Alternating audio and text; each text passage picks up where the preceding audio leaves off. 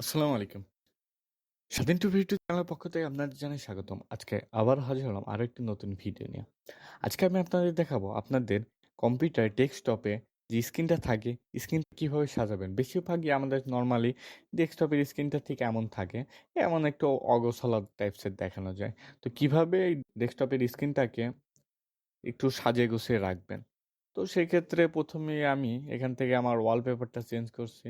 তো চেঞ্জ করার ক্ষেত্রে রাইট বাটনে ক্লিক করে এখানে অপশনটাতে ক্লিক করব। এখান থেকে আমি একটা ছবি সিলেক্ট করে দিচ্ছি। তো এবার মূলত এই যে সংখ্যাগুলো অগোছালো আছে, এগুলো জাস্ট একটু গোছায় নিতে চান। তো আপনাদের মূলত যেই অ্যাপসগুলো বেশি দরকারি, যেখানে এখানে আমার মূলত দা পিসিটা দরকার, ওবিএস স্টুডিও, মানে যেগুলো বেশি দরকারি সেগুলা এখানে রাখবেন বা অন্য কোথাও কাট করে নিয়ে যাইতে পারেন। তো প্রথমে আমি মূলত দেখাবো যে নিচে যে অপশনটা আছে টেস্ট বার, এটাকে টেস্ট বার বলা হয়। তো এই টেস্ট বারটাকে কিভাবে ছোট করবেন বা ওপরে নিয়ে যাবেন, টেস্ট বারটা আপনাদের কাজ ফার্স্ট করার ক্ষেত্রে টেস্ট বারটা ওপরে নিয়ে যাওয়াটা কিন্তু বেটার। এটা অনেকেই জানে না। তো টেস্ট বারটা যদি উপরে নিয়ে যেতে চান, এটা ধরে আগে প্রথমে ডান বাটনে ক্লিক করে দেখে নেবেন যে লক আছে কিনা। এটা কিন্তু লক করা।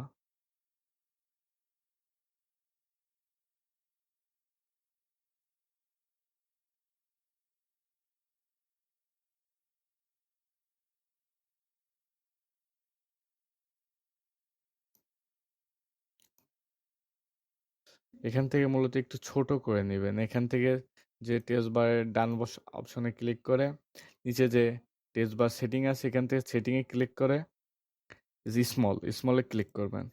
তাহলে কিন্তু এটা ছোট হয়ে গেল। এটা কিন্তু এভাবে ধরে উপরেও নিয়ে যাওয়া যায়। তো এই যে এভাবে উপরে নিয়ে আসলে আপনাদের কাজগুলো কিন্তু স্লো হবে এবং স্ক্রিনটা অনেক পরিষ্কার দেখাবে।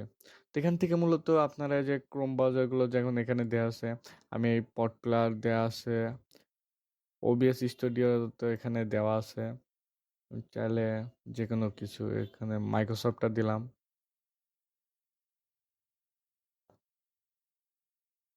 এই যে এগুলা কিন্তু এখানে যেটা দেওয়া যায় এখানে এটা দিলাম। এই যে ছোট হয়ে গেল। আর যেগুলা অপ্রয়োজনীয় সেগুলা জাস্ট আপনারা ডান কাট অপশনে, কিবোর্ডে কাট অপশনে ক্লিক করে এগুলো একটু কাট করে নেবেন। কাট করে দা পিসির এখানে গিয়ে যেকোনো একটা যে আমি যেমন এখানে অ্যাপস লেখে একটা ফোল্ডার তৈরি করেছি, এখানে এগুলো পেস্ট করে দিবেন। গুগল ক্রোমটাও যেহেতু আমি এর এখানে আছে, তো সেক্ষেত্রে আমি এখানে পেস্ট করে দিচ্ছি। তো আপনার এই যে এখানে যে এগুলো আছে এগুলো যদি একটা ফোল্ডারে রাখতে চান, তো সেক্ষেত্রে এখানে জাস্ট কাট করে এখানে পেস্ট করে দেন। তাহলে এই ফোল্ডারটা চাইলে এখানে নিয়ে দিতে পারেন। তো এই অপশনগুলো যদি আরো ছোট করতে চান, তো কাট অপশনে ক্লিক করে ভলিউম অপশনে ক্লিক করে এবার দেখেন আপনার ডেস্কটপটি কিন্তু জাস্ট সম্পূর্ণ ক্লিয়ার হয়ে আছে। জাস্ট পুরো ফাঁকা। আগে কেমন ছিল আর এখন কেমন ছিল। তো এখান থেকে যে নিচে অপশনে এখানে যে অপশনগুলো রয়েছে, এগুলো যদি চাইলে আপনারা এখানে নিয়ে যেতে পারবেন। আপনার নিজেদের মতো কাস্টমাইজ করে নিতে পারেন। তো এইভাবে মূলত ডেস্কটপটা সাজাইতে পারেন আপনাদের। তো আজকে এই পর্যন্ত। সবাই ভালো থাকবেন, সুস্থ থাকবেন। আল্লাহ হাফেজ। নেক্সট কোনো ভিডিওতে দেখা হচ্ছে।